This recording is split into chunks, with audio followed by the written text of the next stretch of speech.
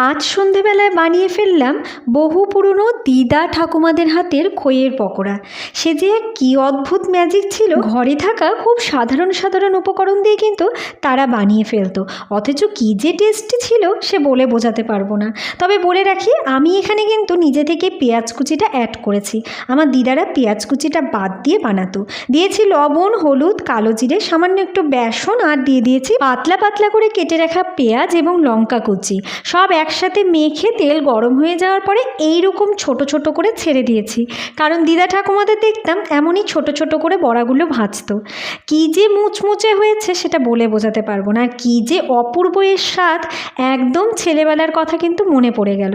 যাই হোক, তোমরাও সকলে ট্রাই করো। শীতের সন্ধে চা বা কফি যে কোনো কিছুর সাথে এটা দুর্দান্ত যায়। যদি আজকের এই রেসিপি তোমাদের ভালো লাগে তাহলে তোমাদের কাছে ছোট্ট একটি অনুরোধ করব, চ্যানেলটি সাবস্ক্রাইব করে ভিডিও লাইক শেয়ার করে আমার সঙ্গে থাকার।